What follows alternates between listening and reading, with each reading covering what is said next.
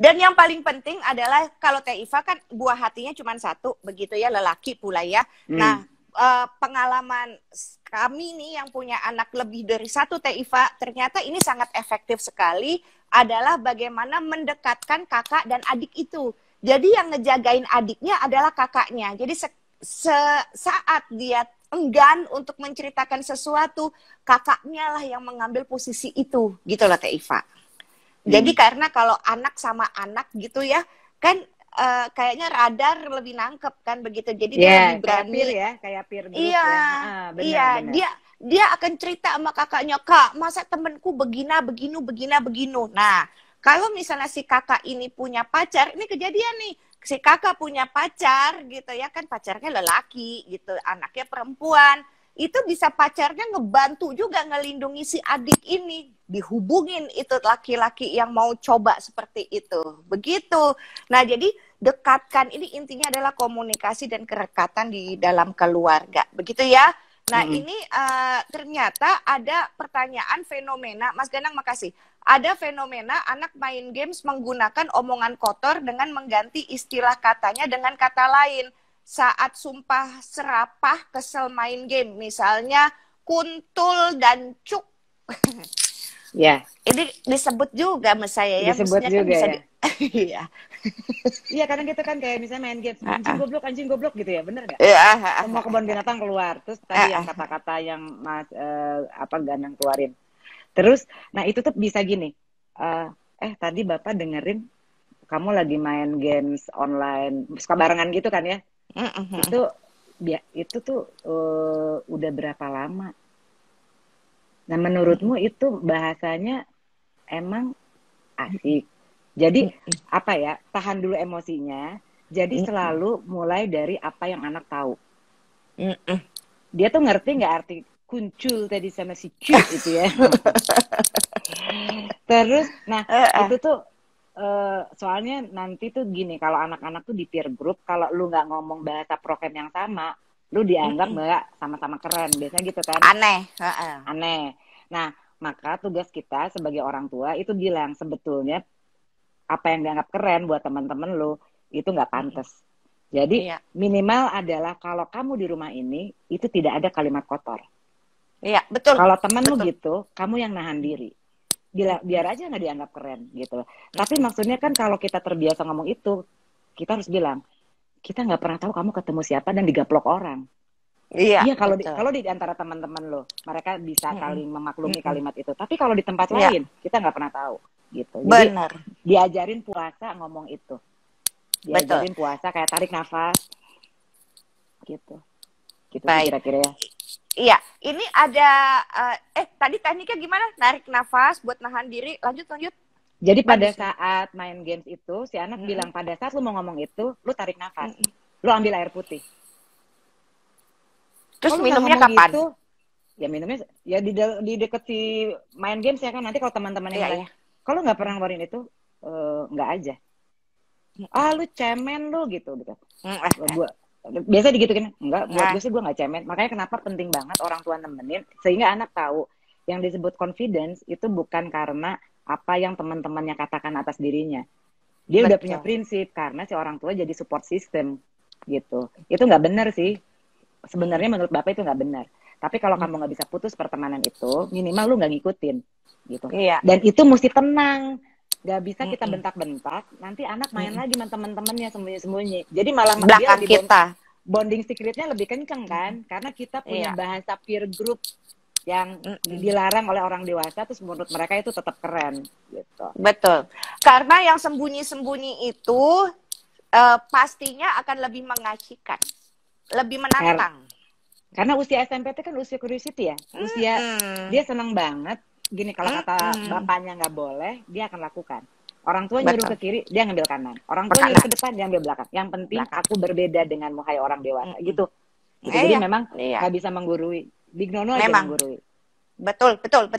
Ini ada coach. Hai Coach Dik. Nah, Coach Dik ini adalah pelatih softball DKI Jakarta, gitu ya. Halo Coach Dik.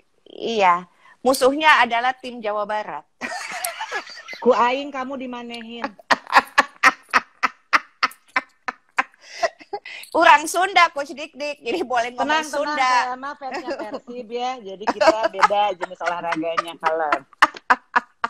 Coach Dik-Dik bilang setuju banget sex education mesti diajarkan sejak dini. Karena Coach Dik-Dik ada di sini, Teh Iva, seorang pelatih olahraga siapapun dia, gitu ya, cabang olahraga apapun, kayaknya dia bisa ikut turut andil mengambil bagian itu untuk melindungi anak-anak. Setuju apa enggak? Setuju banget, karena biasa pelatih olahraga tuh dianggap lebih cair, ya enggak? Pelatih olahraga tuh jarang khotbah kan. Kamu ke kiri, ambil 3 langkah. Jadi lebih dominan technical guidance kan, instead of ngasih moral guidance kan. Nah, di situ sebetulnya pada saat break, pada saat makan bareng itu bisa banget gitu loh di situ. Dan selalu cerita bahwa konsekuensi logisnya. Jadi kalau remaja itu tarik konsekuensi dari si tanggung jawab dia. Sekarang masuk logika. Masuk sama emak bapak lu masih dikasih duit buat beli ini itu. Terus nanti kalau lu bikin anak orang tekdung itu gimana? Nah, jadi mungkin kalau lu bikin gini, kalau lu bikin anak tekdung gimana? Kalau gue jadi anak ya tralala, tinggal. Oh, itu activity produktif yang membahagiakan. Nah, aku tuh mau pesen ya, seringkali perempuan yang lebih terbebani. Oh, lu dilecehin karena baju lu. Biasanya gitu kan. Itu sebetulnya bagaimana sesama perempuan menghakimi moral dan baju perempuan dengan standar alam laki-laki. Aku mau ngutip Perdana Menteri India Sinodi. Kasus perkosaan di India tuh tinggi. Dia bilang gini, pokoknya gini, lu jangan marahin anak perempuan lu dulu. Gitu. Educate your boy first, gitu loh. Jadi dia bilangnya itu, educate your boy first, gitu. Apa? Mengedukasi bahwa merespek bagian tubuh perempuan, gitu. Karena bagaimanapun kamu lahir dari ibu, gitu. Jadi ini aku suka ngelihat pendidikan seks itu tuh jangan melulu dititik beratkan kepada perempuan. Justru anak laki-laki yang diedukasi punten otaknya. Karena kan dibilangnya tuh suka rasionalisasi ya. Kan otak laki beda sama perempuan. Otak laki-laki itu kalau ngelihat perempuan udah bisa nebak tuh nyepek sama nyekilnya ya, speknya sama skillnya gitu. Tapi bukan rasionalisasi lu melecehkan perempuan. Bener nggak, Mbak? Iya, betul, setuju. Jadi Teh Iva, itu udah selesai belum kalimatnya, sayang? Udah, tenang. Oke. Udah mau minum. Jadi kalau begitu, kalau memang awalnya wajar kita sebagai orang tua canggung untuk membicarakan tentang seks edukasi kepada buah hati kita, nggak usah ngerasa bersalah. Karena kita dibesarkan oleh orang tua yang seperti itu. Biasanya kecanggungan itu akibat diturunkan. Karena kita tidak mendapatkan contoh sebelumnya bagaimana orang tua kita dengan nyamannya bicara masalah seks edukasi kepada kita. Sehingga kadang-kadang kita tuh nyari masalah seks itu, kalau zaman dulu kan bukan era digital 4.0 seperti saat ini gitu ya. Saya ingat itu namanya video BF tuh Betamax dulu. Jadul banget, gila. Itu kayak film Reply 1988 tuh kan. Drakor, tau gak lo? Betamax, breakdance lah ya. Fiat kotak ya, tapi itu bener-bener throwback. Iya kan? Iya. Bahkan guru kita di zaman saya sekolah, Teh Iva sekolah pun tidak semaju sekarang membicarakan seks edukasi. Jadi wajar, nggak apa-apa. Tapi sekarang sesudah semuanya mau bergandengan tangan melindungi buah hati kita, baik dia laki-laki atau perempuan, karena kalau yang menjadi korban itu pastinya perempuan karena dia hamil, begitu kan ya. Akan tetapi, betul kata orang India itu bilang, didik dulu anak laki-lakinya untuk dia menghargai perempuan. Seperti itu. Setuju ya, Teh? Setuju banget. Dan lu tahu nggak, kalau lu guru pertama yang ngajarin masalah seksual siapa? Bukan masalahnya seks ya, tapi lu melek tentang seputar isu seksual tuh siapa? Pertama adalah teman. Nah, aku ya. Iya. Lu kan teman. Kalau gue apa coba? Annie Errol. Siapa? Tante Annie. Jadi zaman SMP teman-teman gue cowok yang bandel itu dipanggil guru agama. Gue kan gak ngerti. terus dilempar lah ya si stempel hitam putih. Kita kan anak perempuan kagak ngerti. So the first time we experience, oh any arrow adalah pelajaran Kama Sutra, gitu kita pikir. Dan sampai hari ini gue nggak pernah bahas itu sama gue. Jadi itu selalu kita tahu dari temen. Akhirnya gini loh, cepat atau lambat ya, denial apa enggak, anak kita akan tahu dari orang luar. Yang paling cepat adalah dari temen gitu. Saya setuju. Nah, kemudian sesudah aku mendapatkan itu dari temanku, begitu ya, terus aku nanya sama kan aku kan ini ketahuan sama guru BK waktu itu kan, dipanggil lah gitu. Yang pasti datang kan ibuku ya, ditanya. Syahnas gitu, gue pengedar, Bo. Pak, ini sebetulnya IG live kita adalah harusnya judulnya adalah pengakuan dosa ini mantan pelaku gitu ya.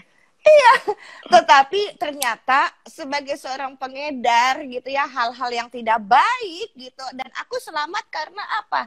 Karena ibuku berbesar hati gitu loh. Jadi waktu pemeriksaan tas, ketemulah orang gue yang ngedarin, teman-teman dapatnya dari aku, si Tante Eni itu kan begitu ya. Tante Eni. Sebagai pembaca buku, gue kan buku segala gue baca, termasuk buku Tante Eni Arrow itu gue baca. Terus gitu, malu kan, berbesar hatinya gimana? Syahnas mau tahu itu apa? Mau, mah, begitu loh. Kamu udah nonton film yang tentang kayak gini? Udah, mah. Apa yang ada di pikiranmu? Takut menceritakan. Terus reaksi tubuhku melihat itu tuh aku ceritakan. Terus katanya mama begini, yuk nonton sama mama. Edan gue nonton sama nyokap. Itu ibu lu sumpah ya keren banget loh. Di zaman itu ngajak nonton film BF bareng, gue yakin keringetnya dia sembunyikan ya di balik kecantikannya dia udah. Ini menit keberapa yang mesti gue bahas ya. Dia yang mana nih adegan yang nyerap ke kepalanya. Itu bener lah, hebat banget sih nyokap lu.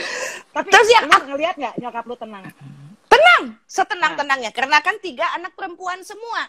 I do not know apa yang menyusup di kepala nyokap gue gitu ya, sampai dia bisa melakukan itu setenang itu gitu. Dan aku ingat sekali Teh Iva, bahwa kan kalau yang aneh-aneh kayak begitu akan terjadi lebih di luar Indonesia ya Teh Iva ya. Nah jadi waktu ada kesempatan kami keluar Indonesia, aku tuh melihat kayak begitu, oh biasa, ini adalah bagian dari memang dunia yang edan ya kayak begini. Jadi kayak waktu di Belanda, perempuan di dalam apa tuh namanya tuh kotak kaca, merah tuh? Apa sih? Sidek. Iya tuh gue banyak ketemu orang Indonesia di situ. Ya. Nah atau misalnya aku pergi ke tempat pokoknya pusat maksiat lah begitu ya, seperti ya katakanlah tempat judi, tempat apa, kan selalu malamnya kan ada tontonan yang aneh-aneh begitu ya kan ya, gitu loh di Las Vegas. Nah terus gue nontonnya siapa? Ini sebelah kanan bapak gue, di sebelah kiri ibu gue, begitu ya. Jadi aku nontonnya dari yang sampai yang biasa begitu kan ya. Terus abis itu mereka ngobrol, apa yang kamu lihat? Dia bilang, lah. Dan selamatlah si bungsu ini, Teh Iva. Aku itu kan hidup di dunia yang gila. Iya. Gila. Bayang sih. Gila, Teh Iva. Di pekerjaanku itu aku nggak usah nyari. Segala tuh datang. Pilihan tuh ambil apa enggak? Ya kan gitu ya. Iya benar. Jadi itu yang menyelamatkan. Jadi di situ aku bilang, Teh Iva, hari ini mudah-mudahan ini juga menyelamatkan banyak buah hati. Dengan kita tuh sebagai orang tua mau berbesar hati lah untuk itu. Begitu Teh, itu ceritaku. Aku pertama salut dulu sama almarhum ayah ibunya Mbak Nas ya, benar ya. Jadi ini kita bisa learning bahwa dengan ketenangan orang tua, anak bukannya disembunyiin informasi, dijogrokin di depan, langsung live gitu ya. Bayang ya. Abis itu sebenarnya yang menjadi penting bahan refleksi, itu sebetulnya. Jadi nanti anak nggak kagetan lagi, nggak pengen nyari tahu di luar, karena udah tahu. Sama seperti cerita dosen gue nih, kalau gue boleh cerita. Dia bilang, Pak, gue kan orang kampung ya, dari Jogja aja ke tempat gue 3 jam. Udah gitu naik, jadi buat ke stasiun kereta aja gue buat 3 jam. Terus gue gini, di zaman dulu ya, wah anak gue mau ke kota Bandung kuliah. Gue, Pak, dijajarin semua jenis minuman keras dari mulai topi miring sampai apa. Zaman dulu ada tuh topi miring. Wah, bapak gue punya vodka kayak disimpan. Si dosen gue ini disuruh minum seseloki sampai lapar. Bapaknya besoknya gini, gimana rasanya? Nanti kalau suatu hari kamu diajak, mungkin bahasa zaman sekarang dugem apa kelabing, itu dia bilang nggak kaget. Terus dia bilang gini, apa refleksinya buat gue? Gue nggak kepengen. Karena gue udah tahu nggak ada rahasia sama bapak gue gitu loh. Bahwa bapak gue yang ngajarin ke dunia yang dianggap secara normatif itu tuh dangerous, bahaya. Nah itu fungsinya kenapa orang tua tuh ngelindungin. Bukan bikin lingkungannya steril, bukan ya. Beda. Kita nggak pernah bisa bikin kolam kita tuh steril. Selalu ada bakteri, ada virus. Tapi yang kita siapin, anak kita aware, anak kita tahu protect dirinya. Itu sebetulnya skill. Protect your body. Jadi kalau nanti anaknya ayah bunda umur 35, perhatiin ya. 3-5 tahun. Suka narik-narik alat kelamin. Dimasukin. Terus digaruk-garuk gitu ya. Bahkan mungkin sebelum usia 3. Nah itu tuh jangan panik. Itu memang usia falik ya. Dia senang banget mendapatkan rangsangan di sekitar alat kelamin. Atau nunjukin alat kelamin ke anak orang. Kita panik gak? Kita ditegor orang gitu. Nah kita suka bilang yang ditanya itu perasaan anak dulu. Jadi validasi emosinya. Oke, validasi emosinya kalau ada sesuatu yang kaget ya. Iya. Abis senang ngeliatin. Oke, tapi orang nggak senang ngeliatnya. Karena itu harusnya cuma di kamar mandi gitu. Nah itu butuh lama proses. Nah si anak itu dari kejadian itu tahu bahwa aku tahu mana yang do dan don't. Ya, betul. Yang boleh aku memperlihatkan itu ke siapa dengan cara apa. Nah itu juga termasuk. Jadi pendidikan seks ini tuh pendidikan yang bisa di-insert anytime gitu ya. Jadi orang tua perlu kayak proaktif, cari waktu yang enakeun gitu ya buat bahas gitu. Tapi kalau kitanya juga kurang dekat sama anak, bahas hal-hal di luar seksual juga rikuh. Nah itu tuh nanti susah, lebih super kagok lagi. Jadi komunikasinya dulu sih. Komunikasinya dulu. Iya. Komunikasinya dulu betulin, karena habis itu semuanya akan menyusul di belakang gitu ya, termasuk seks, narkoba gitu ya, penyimpangan atau anak suka mencuri, menyontek dan hal-hal karakter baik lainnya. Pokoknya ini yang saya ceritakan dan Teh Iva ceritakan adalah apa yang kami alami. Silahkan Anda menerjemahkan sendiri dengan pengalaman dan perjalanan hidupnya masing-masing, karena pasti berbeda-beda. Akan tetapi intinya adalah step-stepnya tuh bisa lah diikutin gitu ya. Bisa diikutin seperti yang kami alamin. Mudah-mudahan ini menjadi pembelajaran. Nah, Eva, ini ada yang nanya nih Mbak Tita, mau dijawab dulu nggak? Boleh usia berapa sih ortu udah boleh memperbolehkan anak deket dengan lawan jenis? Gini Mbak, kalau aku Mbak Tita bukan batasan usia, tetapi apakah kita udah ngasih bekal nggak yang cukup anak buat protect dirinya, menghargai bahwa tubuhnya itu berharga, dan anak tahu bahwa kalau diminta macam-macam memperlihatkan alat privacy, dia akan bilang no. Dia harus siap diputusin oleh tipikal cowok brengsek manipulasi seperti itu. Itu sih Mbak Tita. Betul. Jadi bukan batasan usianya ya, tapi skillnya tuh kita udah bekelin dulu nggak gitu. Betul. Mau denger cerita nggak lagi? Mau dong. Kita kan namanya gibah berdaster, jadi full. Aku pakai daster. Dasternya Datu Fashion, bagus banget, enak banget bahannya. Pokoknya setiap pakai daster kasih dong Batu gue mah. Itu tuh kancing gue udah copot 2 di bawah nih, nggak kelihatan. Nanti aku bilang kode keras kasih gue daster. Itu Teh Iva minta daster. Neng, gini, aku bertemu dengan anak-anak yang akhirnya anak perempuan ini menjadi korban karunia pisan Teh Iva gitu loh. Karena akhirnya fotonya itu beredar satu sekolah dan itu menyedihkan tau kan? Menyedihkan gitu banget loh, bener. Iya, menyedihkan. Yang malu bukan hanya dia, alhamdulillah tuh anak gak bunuh diri gitu loh. Tak orang tuanya malu sampai akhirnya mesti keluar. Akan tetapi kan jadinya gak berhenti sama situ, yang namanya jejak digital itu kan gak bisa dihapus ya. Kejam. Karena jejak digital mau dihapus mau diapa tuh pasti akan ada muncul lagi gitu loh. Nah kemarin aku ketemu sama ahli digital yang mengatakan gitu ya. Nanti kalau Teh Iva butuh, Aku kasih nomor telepon beliau ya, gitu loh. Boleh, Penting boleh. soalnya. Jadi memberikan pesan begini Teh Iva, ini mumpung kita ngobrolin ini, Bunda dan Ayah, jika memang menjadi rejeki kita, musibah ternyata buah hati kita terekam jejak digitalnya, gitu ya, yang melakukan sesuatu yang buruk atas dasar kita anggap aja dia nggak sadar lah melakukan itu karena kurang pengetahuan, dan itu mungkin tanggung jawab kita karena nggak deket. Jangan ribut, jangan panik.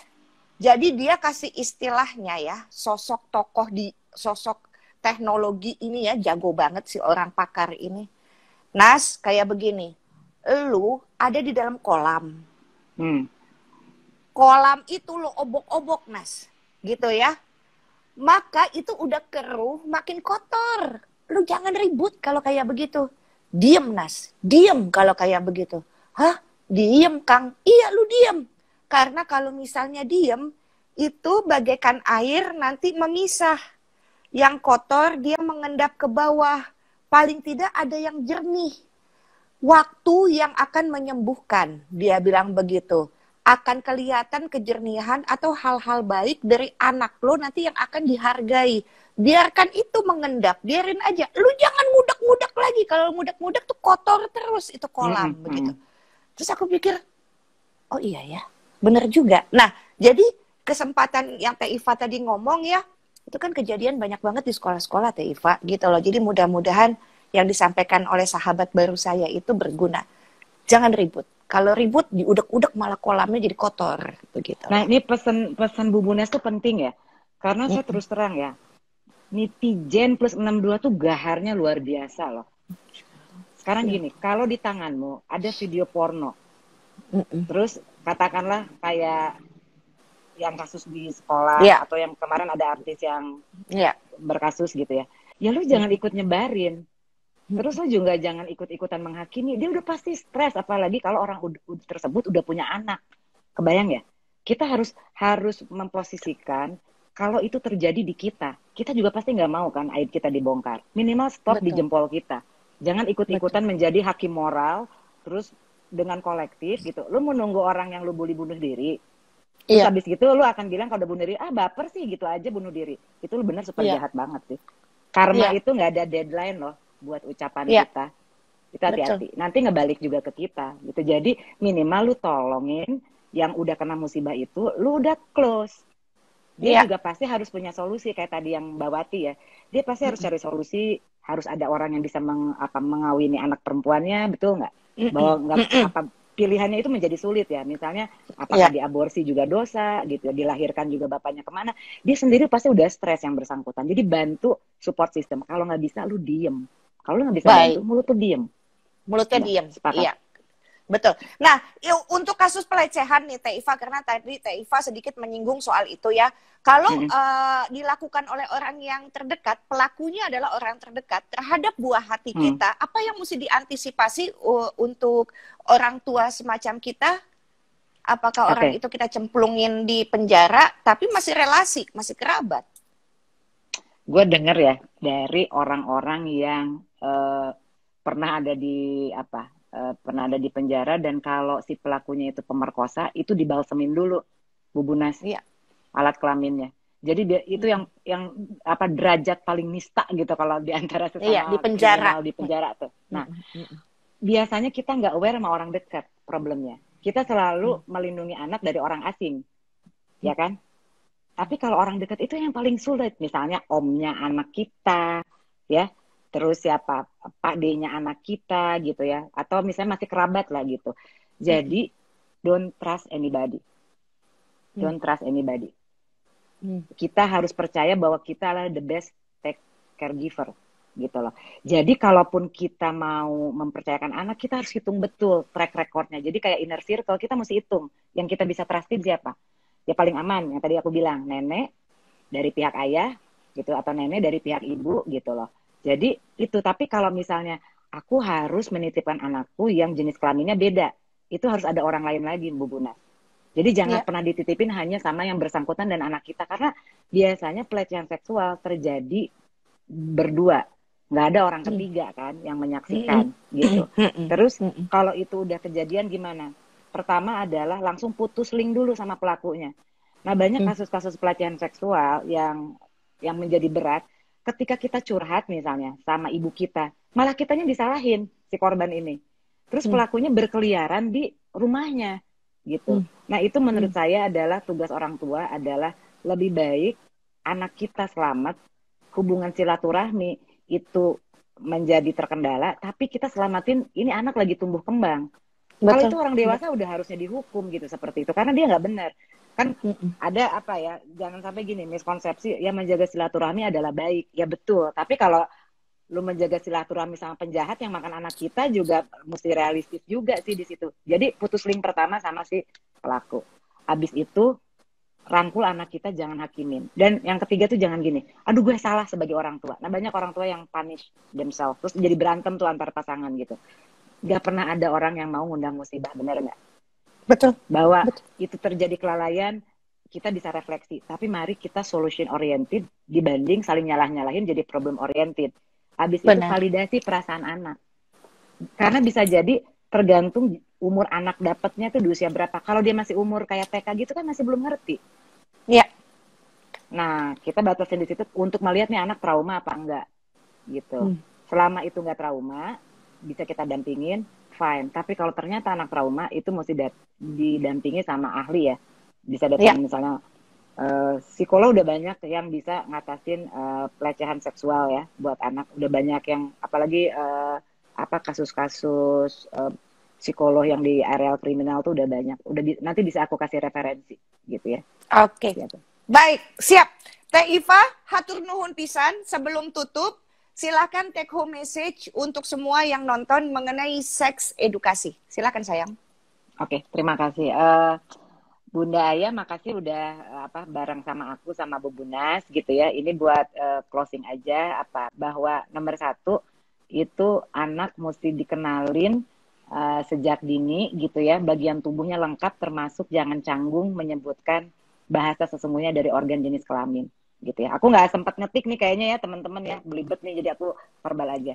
Kemudian yang kedua, sejak kecil ajarkan underwear rules ya, yang tadi what, who, how. Mengajarkan bagian tubuh yang boleh disentuh dan tidak disentuh gitu ya, oleh siapa. Terus ngajarin perbedaan sentuhan baik dan sentuhan buruk, ngajarin perbedaan rahasia buruk dan rahasia baik gitu ya, karena tidak ada secret gitu ya di antara kita sebagai orang tua. Maka jadilah tempat aman dan nyaman gitu ya buat kita jadi tempat curhat apapun. Dan kalau udah ada pertanyaan berikutnya nih dari anak yang kita pikir kok belum waktunya, mulai dari apa yang anak pahami. Yang anak pahami ml adalah mililiter. Yang Bu Bunas pahami ml adalah kegiatan produktif yang menyenangkan. Kan jauh ya. Jadi kita tuh checking dulu anak, bukan langsung ke kita. Nih kita suka loncat ya, termasuk gue juga, tenang. Terus ajarin anak berespon terhadap perilaku yang mencurigakan. Balik lagi ke underwear flow. Ya, karena kita tahu nih yang perbedaan meremas sama enggak tuh kayak apa. Nah, terus gini, kalau kita panik anak nanya hubungan seks atau apapun, tarik nafas. Kuncinya tenang. Selalu gaya pertama P3K adalah kamu tahu dari mana? Kamu dengar dari mana? Terus kamu mikirnya apa? Jadi itu tuh buat ngecek, namanya perception checking. Itu tuh P3K paling awal ya. Nah, terus kan udah ada buku-buku tadi ya, serial Aku Anak Berani. Terus juga teman-teman bisa nyatet nih, aku udah nyatetin nih sebenarnya. Film, kalau misalnya orang tua bingung menerangkan tentang sexual relationship ya, itu bisa ini nih, aku ketik aja. Bahasa Inggris gue kan suka bahasa Sunda ya. Jadi daripada gue salah spelling diketawain lo. Mana lo berani ngetawain Teh Iva, Nyai gitu loh. Once Upon a Man itu film tentang proses pengetahuan proses reproduksi. Terus berikutnya film animasi yang suka saya pakai itu judulnya My Body, Belongs to Me. Oh, oke. Nah ini ada 3 seri, tapi aku biasanya ngambil yang tahun 2000 yang diposting sama ininya tuh sama Jill, itu tahun yang 2013. Ya. Terus satu lagi ada ebook 1001 judulnya. Cara bicara dengan remaja. Itu keluaran BKKBN. Jadi sebetulnya ini buku-buku ini bisa mewakili setiap tahap tumbuh kembang buah hati kita dong ya. Sampai seremaja kan tentu berbeda. Film, Mbak. Yang Once Upon a Man itu film, sama My Body Belongs to Me itu film kartun. Jadi buat anak-anak gampang banget. Yang ini buat remaja. Sama yang tadi, ini aku kenapa selalu mempromosikan serial Aku Anak Berani. Karena aku suka pengarangnya orang Indonesia, Mbak Watik ya. Jadi biasanya kan aku suka dapatnya yang dari luar gitu. Ini apa ya maksudnya, kita perlu support woman yang ada di kita ya. Thank you Mbak Wati. Nah, itu teman-teman bisa jadiin referensi untuk jadi bahan diskusi sama anak biar nggak canggung. Gitu sih. Baik. Nah, jadi sekali lagi Teh Iva, referensi untuk ayah dan bunda, Once Upon a Man itu adalah film, kemudian My Body Belongs to Me keluaran tahun 2013 itu pun animasi begitu ya. Kemudian ada e-book 1001 Cara Bicara dengan Remaja untuk Anda yang sudah mempunyai buah hati yang sudah masuk ke dewasa muda. Kemudian serial Aku Anak Berani pun bisa menjadi referensi kita ada untuk percaya lagi. diri. Ada satu hiji deui naon? Belum keluar. Naon? Korban-korban Tante Eni maksudnya kita.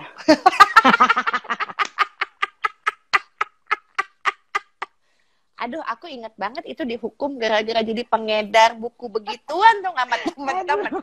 Aduh, gue pengedarnya teman-teman gue cowok, gila. Nah, gue kalau punya temen cewek pengedar, gak harus juga lo di zaman lo. Bayangin coba Teh Iva kayak begitu, temanku kan yang laki itu pada gini, lu tahu di mana tahu? Gue bilang gitu, cariin. Yang mesen bukan satu, banyak. Jadi kan di tes banyak begitu ya. Padahal udah diselip-selipin di buku pelajaran. Ya tuh gara-gara lo ngomong Tante Eni, sebenarnya pelajaran seks gue pertama dari itu, tahu nggak lo? Dulu mah ada yang namanya kerupuk gurilem. Terus ada kertasnya, ya kan zaman dulu kan gitu ya, kan nggak pada bener tuh cetaknya. Sebutnya kerupuk bondon lo zaman dulu, dengan adegan begini. Ini maksud gue itu anak SD lapar beli kerupuk harga berapa zaman dulu 25 selawe ya gitu. Nah, maksudku jangan sampai anak tuh bisa tahu dari mana aja gitu loh. Benar. Nah, untuk menghadapi anak-anak yang keinginan tahunya sangat besar seperti saya dan Nyai Iva Dasimah. Enggak dong, Nyai Iva Hamisbah. Jadi Bondon Kit, ya Allah, Nendeng keren banget Bondon Kit, kalau gue kerupuk. Tuh sakit perut lagi. Kita mesti banyak istighfar Mbak, gitu tuh boleh. Maaf Allah, ini kan masa-masa yang lagi belajar jadi manusia. Mbak Allah jangan marah, jangan. Maaf ya Allah, ini kan edukasi. Gitu ya. Nah, untuk Anda orang tua yang memiliki buah hati yang seperti kami gitu ya, kuncinya adalah ketenangan. Karena kami sebetulnya ingin mempunyai partner dan merindukan orang tua yang bisa diajak ngobrol apa saja gitu ya.